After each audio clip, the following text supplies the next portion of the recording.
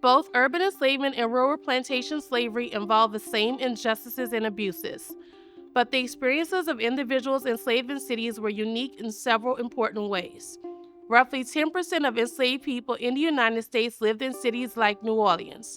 These individuals were formally trained in a skilled profession, whether working in a house as a cook, seamstress, laundress, as a skilled artisan for a business, or as a laborer for municipal projects. For example, Rose, the woman who was enslaved by the Galliers, was likely their cook, would have spent years learning those cooking skills, and would have had a wealth of culinary knowledge. Most enslaved individuals in cities were women who worked in houses or in their detached kitchens and workrooms. Though the decorative style of Gallier House is luxurious and expensive, the Galliers were not among the very wealthiest residents of New Orleans. The top 1% might possess a house and grounds 2 or 3 times this size, with an enslaved domestic workforce of up to 4 times as many people. The Galliers, however, were an upper middle class family. This house represents a very common context in which urban enslavement was practiced. All people who were enslaved in cities had an increased degree of mobility and more diverse social interactions than those who worked on rural plantations. As such, enslaved people in New Orleans played a central role in the cultural, political, and economic development of the city.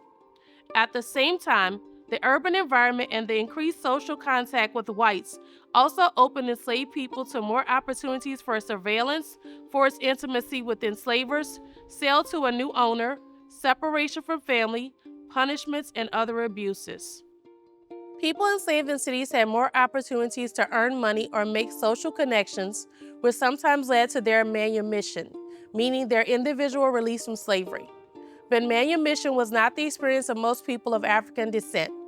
In the early 1800s, a series of ever more punitive laws made freedom more difficult for Black people to attain and hold on to. At the same time, many enslaved individuals chose various forms of self-emancipation. Although some enslaved people plotted rebellions, the most common form of self-emancipation was fleeing their enslavement alone or in small groups, as evidenced by the many newspaper advertisements offering rewards for runaways or fugitives. We know, for example, that Rose and Julienne ran away from the Galliers, though they were eventually returned to bondage. Many enslaved people were inspired to self-emancipate in part by watching a national war unfold that was caused by debates over slavery and by the occupation of the city by the Union Army.